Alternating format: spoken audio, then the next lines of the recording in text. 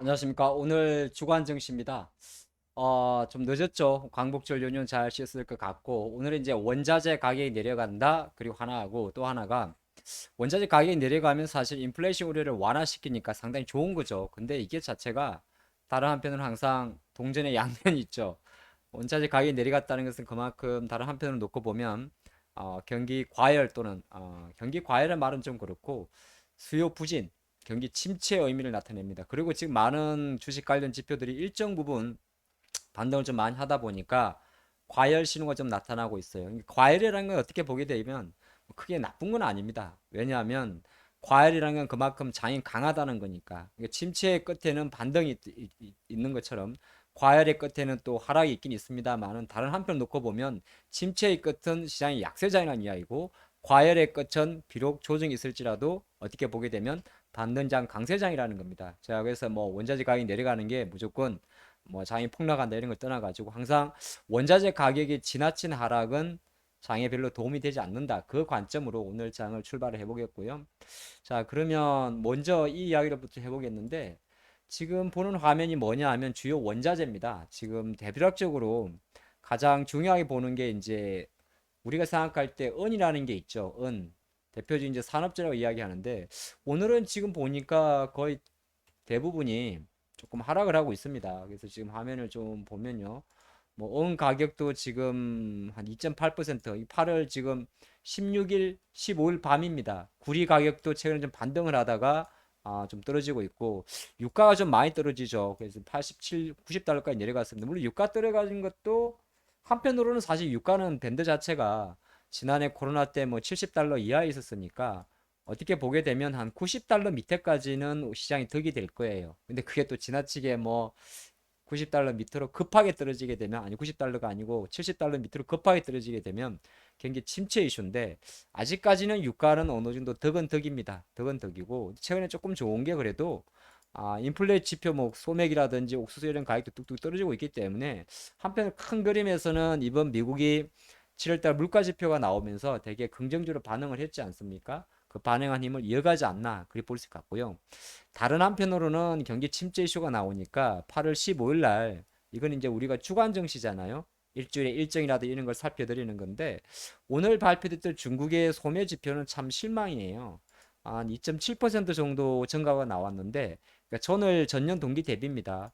그래프를 보니까 작년도 하반기에는 한 4% 정도 유지시켜 줬었어요. 그러다가 화면이 조금 작군요. 올해 한 4, 5월 달은 오히려 마이너스까지 났었습니다. 상해 봉쇄 이슈가 컸겠죠. 5월 달, 6월 달 지표면.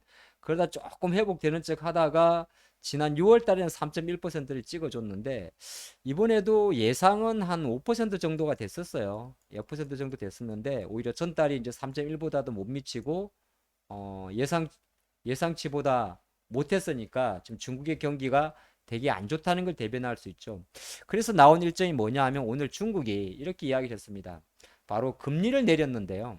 글림. 근데 여기 좀 단어 하나가 좀 재미난 단어가 있어요. 데이터 쇼, 그러니까 알라밍, 띵동, 띵동, 슬로우 다운이라는 표현을 쓰는데 중국의 경기 위축을 의미하는 겁니다. 그만큼 중국은 이제 그러다 보니까 부랴부랴 여기 보면 중국이 이제 다음 주 22일 날 우리가 말하는 중국의 기준금리 LPR이 발표가 되는데 요건 이제 22일 날 발표되는 거고요. 이 글자가 좀 여기다 적을까? 22일 날 중국이 LPR이 발표됩니다. LPR. 이게 나름 중국판 기준금리라고 이야기하는 요게 발표가 되는데 요거는 22일이에요. 다음 주 이제 월요일 되게 되는데 발표가 되는데 오늘 일단 그 전에 앞서 가지고 요렇게 뭘 내렸냐 하면 우리가 보는 중기 유동성 창구라고 있는 MLF 금리를 제가 기억이 맞다면 1월 달 이후로 처음 올린 것 같아요. 많이 내린 건 아니에요. 뭐 10 베이시스 포인트니까 0.1% 정도 전격 인하를 했습니다. 중국이 이제 어떻게 보면 MLF도 하나의 돈을 푸는 금리 인하 효과가 있긴 있는데 MLF하고 7일짜리 역 RP를 인하를 했는데 어떻게 보게 되면 밑에 있습니다. 리테일이라든지 인더스트리얼 아웃풋이라든지 인베스트먼트 데이터라든지 뭐 소매 판매라든지 산업 생산이라든지 뭐 기업 투자 이런 것 자체가 계속적으로 미스 에스티메이트라는 표현을 써가지고 실제적으로 추정치보다 좀 미싱한다. 미스란 말이 뭐예요? 안 좋은 거잖아요. 나빠진다 이야기입니다. 그래서 중국의 금리 인하가 한편으로 놓고 보면 사실 예전에 장이 정상적일 때는 금리라는 것 자체가 증시에 호재를 작용합니다만은 지금 다 금리를 올리고 있지 않습니까? 미국도 금리를 올리고 있고 한국도 금리를 올리고 있죠. 올리지 않는 두 개의 나라가 있네요. 하나가 일본이고 하나가 중국입니다. 중국인데 시장 그렇게 해석을 한 거죠. 어떻게 보게 되면 오히려 이런 그 중국이 금리를 내리는 것 자체가 하나의 슬로우다운 중국 경기 침체를 반영하지 않느냐 그런 이야기 좀 나온 겁니다. 이건 사실 중국 증시 기준으로는 악재죠. 근데 갑자기 제가 왜 이 이야기를 드리냐면 우리나라의 대중국 수출 품목을 보면요. 우리 한국도 지금 계속 적자지 않습니까? 근데 이거는 그냥 간과할 수 없는 겁니다. 이게 우리나라가 중국에 대해서 주요 품목에 대한 무역 수지를 나타냅니다. 무역 수지니까 수출 빼기 수입이겠죠. 그쵸? 근데 반도체 같은 경우는 한 143억 달러 정도 돼요. 그러니까 세계 반도체는 여전히 잘 나갑니다. 근데 이것도 사실 의미하는 큰 게 지금 계속적으로 반도체에 대해서 뭐 이런저런 이야기 많죠. 뭐 치포 동맹이라든지 뭐 중국산 미국산 반도체 중국에 못 들어가게 하라 이런 거 듣다 보니까 다른 한편을 놓고 보면 한국이 삼성전자 하이닉스 약한 게 이만큼 대중국에서 반도체가 차지하는 비중이 큽니다. 지금 보게 되면 자세히 보시면 작년 상반기 기준에서 하반기가 반도체 수출액이 중국에 대해서 무역 수지가 대략 143억 달러. 나머지는 다 마이너스예요. 대표적인 게 이런 것들이 있죠. LCD 같은 경우도 뭐 17에서 뭐 8% 정도로 무역 수지가 감소를 했고요. 스마트폰으로 대변되는 무선 통신 부분도 10.9% 10.9가 아니죠.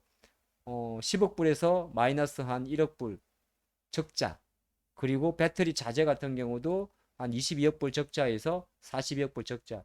그러니까 우리가 가끔 그런 이야기를 하는 겁니다. 다 좋은데 뭐 치포 동맹 다 좋고 미국의 반도체 지원 법안 다 좋은데 그건 미국 좋은 거지 다른 한편으로는 오히려 그런 것 자체가 삼성전자 하이닉스한테는 부담이 될 수 있다는 겁니다. 그래서 요거는 요 데이터를 한번 보고 싶어서 좀 살펴봐 드렸고 이번 주 오늘 조금 이런 내용도 하나 있어요. 이게 뭐냐면 최근에 외국인들 주식을 좀 많이 샀습니다. 한 4조 원 정도. 근데 외국인들이 보유하고 있는 한국의 총 시가총액이 13년 만에 최저 수준이라는 데이터입니다. 그래서 퍼센테이지로 보니까 지난 8월 11일 기준으로 외국인들이 한국에 대략 600조 정도를 갖고 있는데요. 600조 정도 갖고 있는데 오히려 물론 뭐 이렇게 생각했을 경우에는 숫자만 놓고 보면 2009년 이후로 2009년 이후로 최저치라고 합니다. 30% 이상 최저치. 그러니까 13년 만에 가장 낮은 수치라고 이야기하는데 한때는 요거 LG 때문에 여기 보면 초에는 한 33.5% 정도였어요. 근데 1월 말에 이제 LG엔솔 상장하면서 33%까지 올랐다가 다시 떨어진다는 겁니다. 그러면 이걸 한편으로 놓고 보면 한국 정시에 대해서 외국인의 전체 비중 자체는 계속 감소하고 있다는 거죠. 그러니까 올해 지금 비록 매수를 해주고 있긴 있습니다만은 큰 트렌드는 한편으로 놓고 보면 외국인들이 한국 주식을 조금 상대적으로 덜 보고 있다. 오히려 갑자기 이 생각이 들었는데 뭐 그럴 리야 없겠지만은 지금 일본 증시 혹시 보셨습니까? 뭐 여러분 일본 잘 안 보겠지 기분 나빠서 저도 잘 안 보는데요. 이게 일본 니케이 지수입니다. 니케이 지수인데 이게 일봉으로 보게 되면 신고가인데 사실 월봉으로 놓고 보면 야, 이거 거의 지금 니케이가 3만 선 가게 되면 연고점 다 뚫어버립니다. 그럼 다른 한편으로는 오히려 한국 증시에 들어올 자금이 일본으로 들어간다 그렇게도 볼 수 있는 거예요. 기분 나쁩니다. 근데 이건 나쁘게 보는 거고 좋게 보면 어쨌든 주변에 있는 어떤 나라가 뭐 금리를 못 올리는 나라지만은 이렇게 신고가를 보인다는 거는 또 정시 측면에서 나쁜 것 같지는 않습니다. 시장은 항상 양변된 그림을 보여주고 있거든요. 지금 미국의 이 반도체 지수도 지난주에 많이 떨어졌다가 이 반도체 지수의 이 뭡니까 주봉인데요. 뭐 시장에서는 이런저런 이야기 많았습니다만 결정적으로는 반도체 지수도 지금 다시 3천선으로 올라간다고 하는 거죠. 그래서 삼성전자 하이닉스 빼고 나면 나름 우리나라 장이 그렇게 나쁘지가 않습니다. 물론 삼성전자 하이닉스가 살아나야 장은 더 좋아지겠지만은 그 관점을 잠깐 살펴봤고요. 이번 주 일정은 그렇게 중요한 게 없어요. 이 표는 제가 별도로 텔레그램에 올려두고 있으니까 꼭 참조하시기 바라고. 그래서 이번 주 일정을 봤더니 일정을 보기 앞에 앞서가지고 지금 한국과 미국이 어느 정도 레벨인 걸 보니까 미국도 어느새 많이 올라왔어요. 그죠? 이 12개월 퍼와 PBR인데 PBR을 보지 맙시다. 이거는 청산같이 보는 거는 정말 장이 급락할 때 보는 거거든요. 지금은 다시 장이 상승하니까 주가 수익 배율 펄을 보는 게 나을 것 같아요. 주가가 정말 폭락할 때는 보통 PBR을 많이 봅니다. 청산가치를. 근데 지금 청산가치 볼 때가 아니고 지금 장이 바닥 대비해서 10% 이상 올라왔으니까 이제 비싸냐 싸다 비싸이 싸냐 비싸다 싸냐를 볼 때는 펄을 봐야죠. 펄을 봤더니 전 세계가 한 15배 정도면 전 세계 볼 필요 없어요. 미국하고 우리만 보면 됩니다.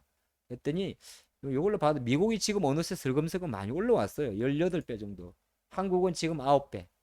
일본이 벌써 보니까 막 많이 올라갔죠. 13배. 근데 여기서 중요한 이야기 하나 해드리면 다 중요하지만은 많은 분들이 이렇게 생각한다. 어떻게? 야, 미국이 16세 빼고 한국이 9배, 한국이 많이 올라가겠네. 아니, 아니라보다 시장은 비싼 쪽으로 자금이 몰리는 겁니다. 그러니까 미국이 지금 제일 빨리 올라가고 일본이 빨리 올라가고 유럽이 빨리 올라가. 유럽은 별로 안 올라가는데 지금 말해서 우리나라가 싸다는 이유만으로 이걸 따라갈 수 있는 건 아니에요. 왜냐하면 이건 정말 중요한 얘기예요. 한국이 싸고 일본이 비싸면 거꾸로 볼 때 한국보다 일본이 매력적인 거예요. 한국이 9.1배인데 미국이 18.3배면 미국의 애플이 삼성전자보다 잘 가는 겁니다.